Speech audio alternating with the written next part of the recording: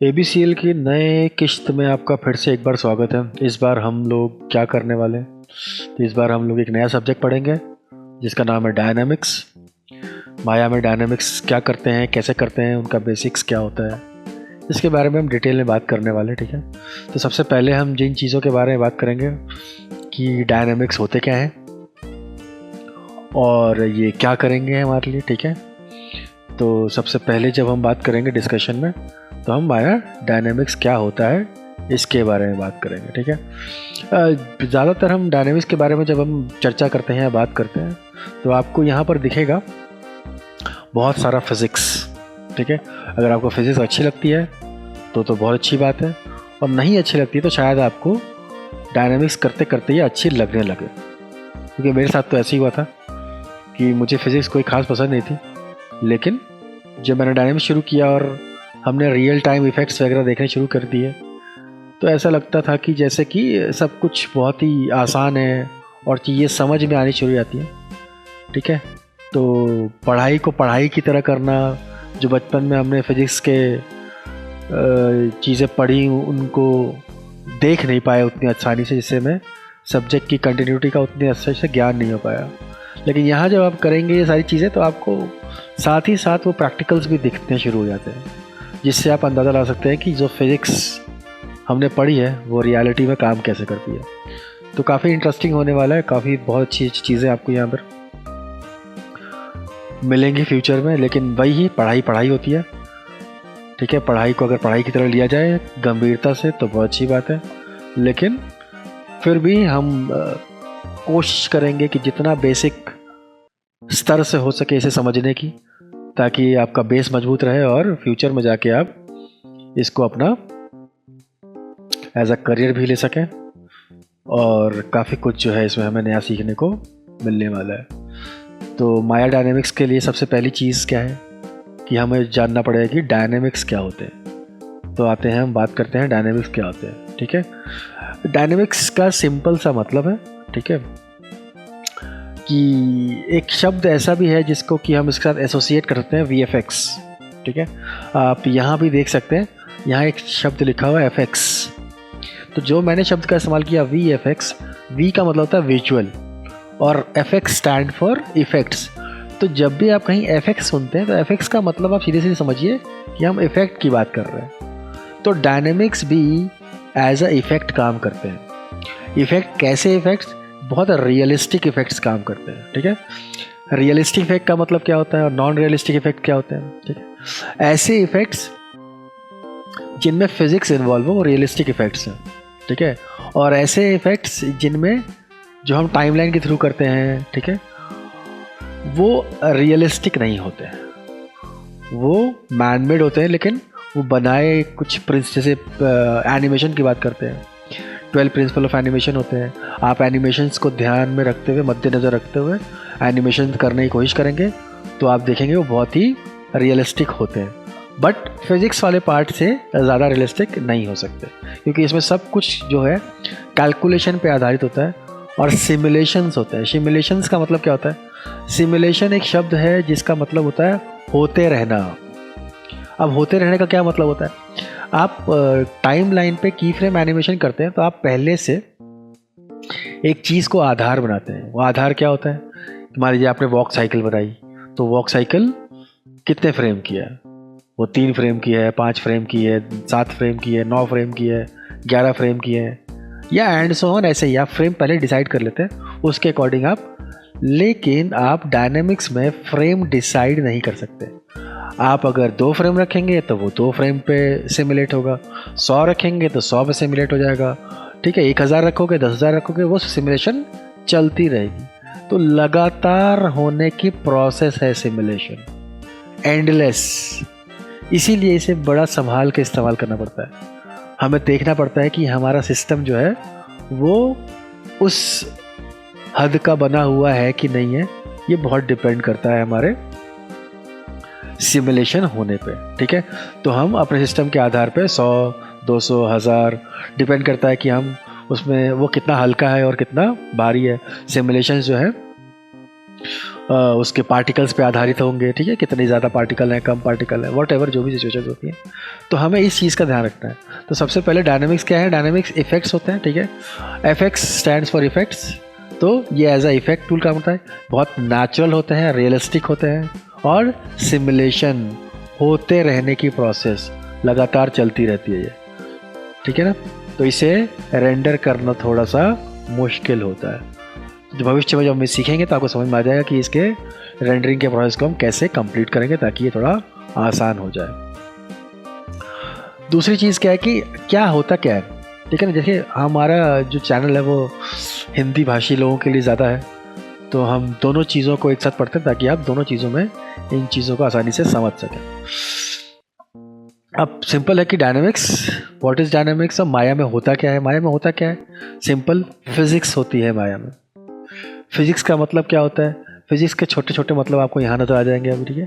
Gravity, wind, ठीक है ना, टर्बुलेंस, ये सारी चीज़ें फिजिक्स में काम आती हैं। तो यहाँ पर सिंपल सा मतलब है कि एक फिजिक्स का पूरा सिस्टम तैयार होगा, उस फिजिक्स के सिस्टम पे बहुत नेचुरल मोमेंट्स मिलेंगे आपको, ठीक है। आपको मैनुअली एनिमेट करने की ज़रूरत नहीं है, जैसे कि मैंने पहले ही बताया आपको, ठीक है। और इसमें खुद ब खुद कुछ ऐसे इफ़ेक्ट्स लगे होते हैं जैसे ग्रेविटी, विंड, कोलोजन, ठीक है, जिसकी वजह से आप बहुत सारे व्यवहार को हासिल कर सकते हैं, उनके रियलिस्टिक व्यवहार को हासिल करते हैं। पानी, आग, कपड़ा। पानी का एनिमेशन करना बहुत मुश्किल है क्योंकि इसका कोई स्पेसिफिक पाथ नहीं होता है, आप जहाँ डाल देंगे उसके अकॉर्डिंग काम करेगा। वैसे ही आग होती है, आग की लपटों का कोई स्पेसिफिक पाथ नहीं है, वो किसी भी डायरेक्शन में कभी भी कम ज़्यादा हो सकते हैं। वैसे ही कपड़ा है, कपड़ा अगर विंड चल रही है तो विंड आधारित है कि विंड की स्पीड, हवा की स्पीड, हवा की दिशा, ये कैसा होगा, वो कपड़ा के एनिमेशन जो है उस पर आधारित होगा, ठीक है।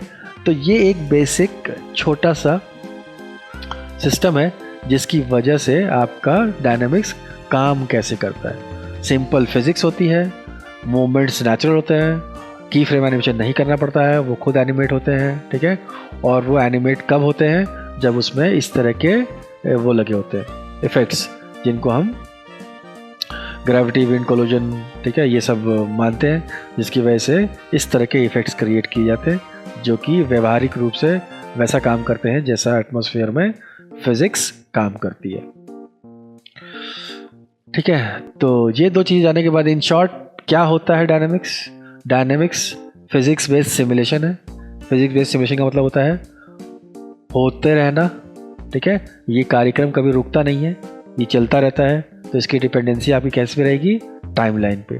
तो आपका जितना टाइमलाइन होगा फिजिक्स बेस्ड एनिमेशन उसमें भी सिमुलेट होता रहेगा, ठीक है। फिर क्या होता है कि माया खुद कैलकुलेशंस करता है। जब भी आप सिमुलेशन करते हैं तो जो भी आधार आपने लिया होगा डायनेमिक्स में, जिन चीज़ों को आपने आधार बनाया होगा, उन आधार पे वो कैलकुलेशन करता है और उनके मोशंस जो हैं बहुत ही रियलिस्टिक और नेचुरल होते हैं, ठीक है। अब देखिए यहाँ पर एक सिंपल है कि आप कोई भी ऑब्जेक्ट क्रिएट करेंगे, ठीक है। यहाँ पर एक शब्द आया है रिजिड बॉडी, इसके बारे में हम बहुत अच्छी तरह से पढ़ेंगे, ठीक है। रिजिड बॉडी, ठीक है। और फिर आप उसे एक्टिवेट कीजिए रिजिड बॉडी में, फिर उस पर किसी तरह का फोर्स लगाइए। ग्रेविटी एक फोर्स होता है, ठीक है। जैसे ही आप इसको हिट करेंगे तो वो सिमुलेट होना शुरू हो जाएगा। इसको एक अच्छी तरीके, मतलब एक फॉर एग्जाम्पल, एक एग्जाम्पल लेते हैं, ठीक है। कि मान लीजिए कि हमने एक बॉल ले ली, ठीक है। बॉल को हमने एक ऑब्जेक्ट मान लिया, उस ऑब्जेक्ट को हमने एक्टिव रिजिड बॉडी बना दिया। एक्टिव रिजिड बॉडी का मतलब होता है कि वो काम करे एनवायरनमेंट में।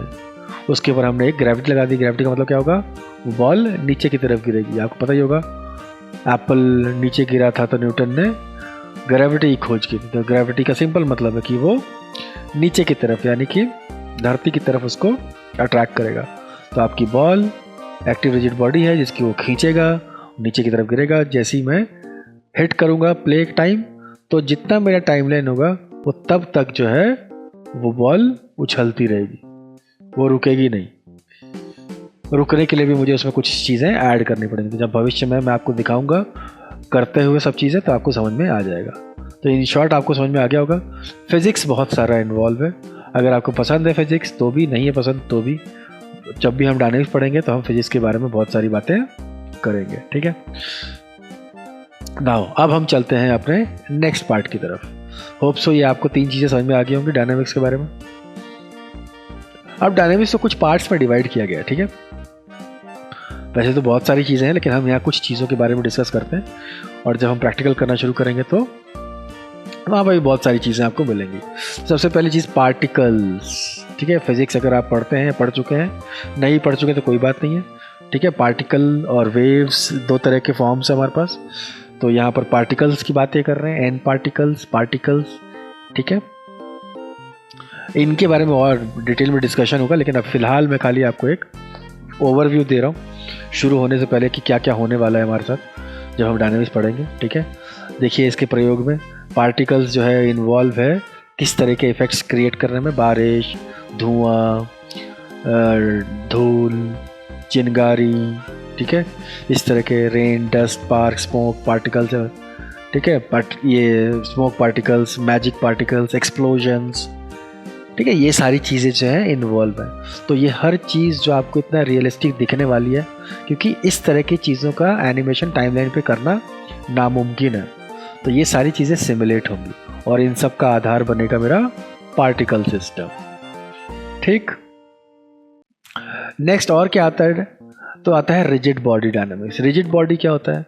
रिजिड का एक सिंपल सा मतलब है, जैसे आप समझते हैं कभी कोई बात कर रहे हो किसी से आप, और वो आपकी बात पे अड़ जाए तो आप बोलते हो यार बड़ा रिजिड हो गए तुम। उस रिजिडनेस का मतलब क्या होता है कि आप किसी बात पे अड़ जाते हैं। तो यहाँ रिजिड का मतलब क्या है कि चीज़ें जो होंगी वो एक दूसरे से टकराएंगी। तो देखिए क्या होगा, किसी चीज़ से गिरना, उछलना, टकराना, लुढ़कना, ठीक है, ये सारी चीज़ें डिपेंड करेंगी वो रिजिड बॉडी से हम काम लेंगे। तो कैसे लेंगे उसमें हम बताएंगे कि कुछ इलाके हम एक्टिव बनाते हैं, कुछ पैसिव बनाते हैं, और जब प्ले करते हैं और उसमें फोर्सेस अप्लाई करते हैं। फोर्सेस का मतलब जब भी हम फिज़िक्स में फोर्सेस की बात करते हैं तो वो हमेशा इस तरह के फोर्स होते हैं, ग्रेविटी, टर्बुलेंस, वोर्टेक्स, ठीक है, और भी बहुत सारे होते हैं, लेकिन इन चीज़ों को हम फोर्सेस कहते हैं। तो जब फोर्सेस अप्लाई करेंगे आप तो इस तरह का एनवायरनमेंट आपका पैदा होता है, ठीक है। तो रिजिड बॉडी आपस में आप समझ गए होंगे, जब बॉल हमारी एक बॉडी होगी जो एक्टिव होगी, और जब वो नीचे टकराएगी ज़मीन पे तो वो पैसिव होगी, तो वो उससे टकराएगी। टकराई क्यों? क्योंकि उस पर ग्रेविटी लगेगी, ग्रेविटी उसको नीचे खींचेगी, है ना। तो बॉल कितनी हल्की होगी या भारी होगी डिपेंड करेगा कि वह एटमॉस्फेयर में कैसा बिहेव करेगी। तो रिजिड बॉडी इस तरह के इफ़ेक्ट्स दिखाने के काम आती है। फिर आता है सॉफ्ट बॉडी। सॉफ्ट बॉडी में क्या आता है? रिजिड बॉडी जब किसी चीज़ से टकराती है तो अपना शेप नहीं बदलती है, ठीक है। लेकिन सॉफ्ट बॉडी में क्या होता है कि जब हमारी बॉडी किसी से टकराएगी तो वो अपना शेप बदल देती है।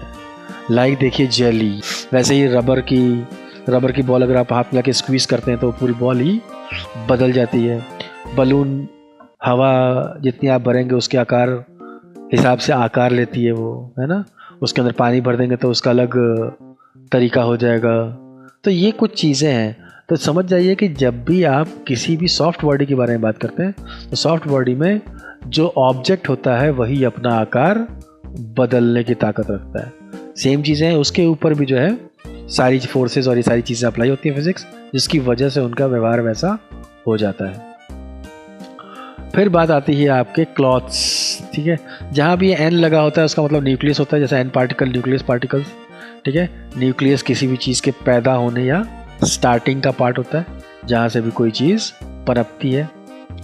तो इसके बारे में डिटेल में, क्लॉथ क्या है? क्लॉथ का मतलब है कपड़ा, ठीक है।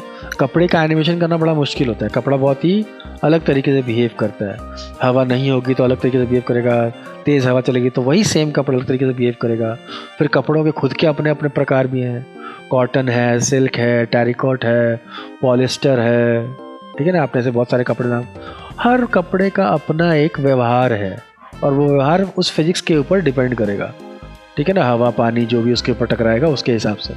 तो इस तरीके से क्लॉथ में हम जो रियलिस्टिक इफ़ेक्ट्स देखते हैं वो कपड़े, फ्लैग्स, झंडे, आपके घर में लगे हुए कर्टन्स यानी पर्दे वगैरह, ठीक है। तो इस तरह की चीज़ें बहुत सारी हम इस्तेमाल करके देख सकते हैं इसमें। तो क्लोथिंग में जितने भी हम वो पढ़ेंगे वो सब कपड़े यानी कपड़े से रिलेटेड होगा। कपड़ा मोटा, छोटा, पतला, मोटा कैसा भी हो सकता है और उसके बहुत अलग अलग प्रकार भी हो सकते हैं, ठीक है। तो ये डायनामिक्स में एक इफेक्ट्स है। फिर एन हेयर एक्सएन इंटरैक्टिव ग्रूम, तो हम हेयर पे कॉन्सेंट्रेट करते हैं। हेयर मतलब बाल, ठीक है। बाल का सिंपल मतलब है बाल इंसान के भी हो सकते हैं, जानवर के भी हो सकते हैं, लेकिन इसके अंदर ग्रास और प्लांट्स को भी हम एज अ हर मतलब कि हेयर में ही इंक्लूड करते हैं कि अगर आप कहीं ज़मीन पे शर्ब्स एंड हर्ब्स बना रहे होंगे, घास, झाड़ी, ये सब, तो वो भी एन हेयर का ही पार्ट है। और एनिमल्स में आप पता ही है बहुत सारे जानवरों के कम बाल होते हैं, किसी के बहुत ज़्यादा होते हैं, किसी के घने होते हैं, किसी के शॉर्ट होते हैं, किसी के लेंथी बाल होते हैं, जिनकी लेंथ ज़्यादा होती है। तो जितने एनिमल्स हैं उनके फर भी जो है डिपेंड करता है, वो सब हेयर का ही पार्ट है। और इंसानों के बाल का तो पार्ट है ही क्योंकि इसका नाम ही हेयर है, ठीक है। तो इस तरीके की चीज़ें भी हम बनाते हैं डायनामिक्स में। फ्लूइड्स का सिंपल मतलब है किसी भी तरह की तरल पदार्थ की बात करते हैं, ठीक है। पानी, आपको लगता है कि पानी नहीं, तरलता का मतलब है जो बह रही हो। पानी हो गया, फायर हो गया, स्मोक हो गया, फॉग हो गया, लावा हो गया, ठीक है। यहाँ देखिए एक और ओशन है, ओशन शेडर होते हैं वहाँ पर। तो आप समझ रहे हो कि पानी और ओशन में क्या फ़र्क है। पानी इन द सेंस किसी छोटी जगह पे है, ओशन इन द सेंस किसी बड़ी जगह पे, ठीक है। तो ओशन में होने वाले परिवर्तन बहुत अलग किस्म के होते हैं और पानी में होने वाले परिवर्तन डिपेंड करते हैं कि उसने कितना एरिया पकड़ा है। कटोरी में पानी है, ग्लास में पानी है, नदी में पानी है, ठीक है, तालाब में पानी है, तो पानी का एरिया कम ज़्यादा हो सकता है। ओशन लिमिटलेस होता है, मतलब ऐसा कोई और छोर ही नहीं है। तो यहाँ जो बदलाव होते हैं वो बहुत अलग किस्म के होते हैं, ठीक है। तो जितना फ्लूइड होगा, तरल पदार्थ से मतलब है फ्लूइड का, तो तरलता जहाँ भी मिलेगी आपको उस तरह के इफेक्ट्स हम क्रिएट कर सकते हैं आपके डायनामिक्स में। फिर यहाँ एक और नाम है फिजिक्स, बुलेट फिजिक्स।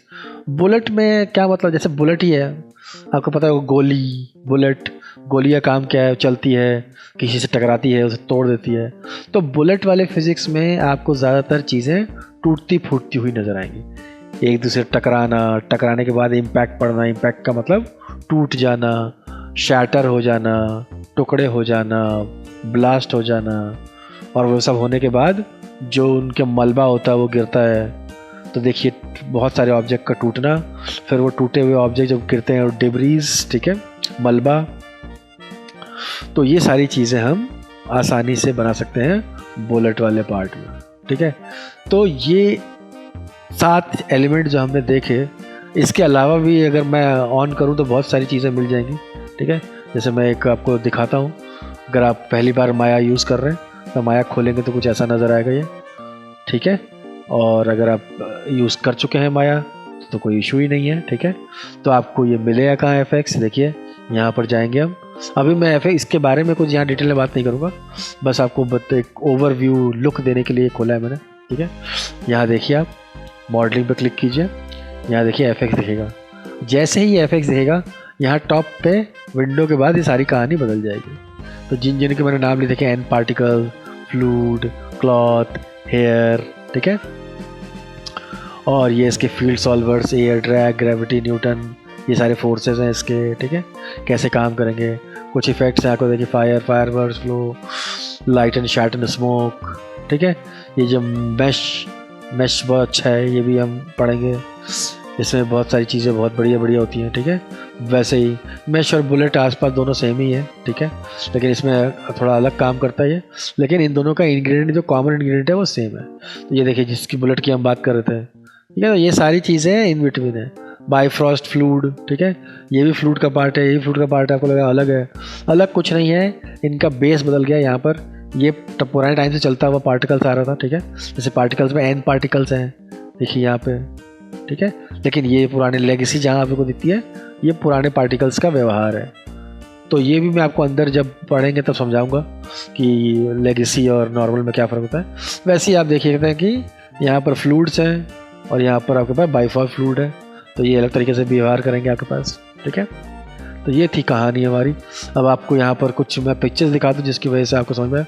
ये बुलेट है, मतलब टूट फूट, ठीक है, किसी से टकराना, और टकराने का आघार कितना होगा, एरिया कितना होगा, उसकी तेज़ी, स्पीड, उसके अकॉर्डिंग जो है ये रियलिस्टिक इफेक्ट्स का पार्ट निकलता है।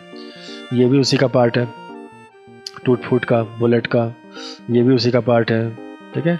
ये आपका क्लोथिंग है, ठीक है, आप झंडे बनाइए, अलग अलग किस्म के कपड़े बना सकते हैं, झंडों का एग्जांपल दिया हुआ है मैंने, ठीक है।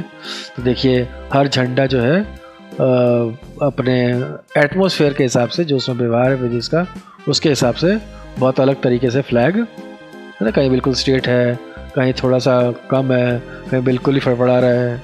तो इस तरीके से फ्लैग या जो भी पार्ट है वो एटमॉस्फेयर के उसके आसपास का व्यवहार है फिजिक्स का, उसके अकॉर्डिंग मूव करता है। फिर आपका फ्लूइड है, फ्लूइड में आप पानी बना सकते हैं, जेल बना सकते हैं, तरल पदार्थ कोई भी, स्मोक बना सकते हैं, ठीक है, लावा बना सकते हैं, फायर भी बना सकते हैं। तो बहुत सारी चीज़ें हैं जो फ्लूइड में बनती हैं, लेकिन ज़्यादातर हम फ्लूइड को पानी के नाम से वो करते हैं, लेकिन पानी के अलावा भी बहुत सारी चीज़ें फ्लूइड में बनाई जाती हैं। फिर हमने बात की थी हेयर में आपके पास इंसानों के बाल तो हैं ही, लेकिन इसके अलावा भी फर वगैरह भी आप बना सकते हैं जो जानवरों के बाल होते हैं, और घास और बाकी चीज़ें भी इन्वॉल्व है इसके अंदर। ये आपके पास पार्टिकल्स हैं।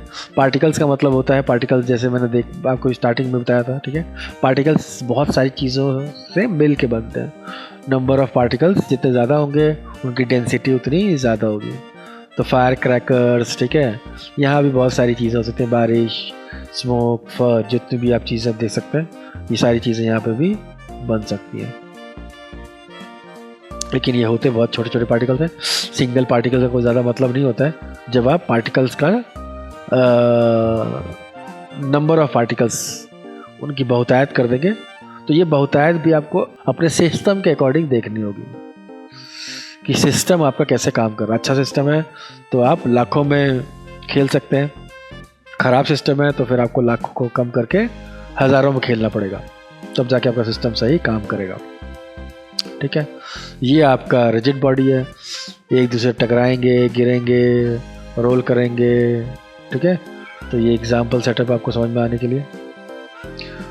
और आपके पास सॉफ्ट बॉडी है। सॉफ्ट बॉडी में अपना शेप ही जो है, जो भी हमारे पास ऑब्जेक्ट होगा वही अपना आकार बदलेगा अकॉर्डिंग टू कि क्या उस पर हमने फोर्स अप्लाई कर दिया। तो जिस भी तरह का फोर्स अप्लाई होगा उसके अकॉर्डिंग आपका व्यवहार बदल जाएगा उस ऑब्जेक्ट का।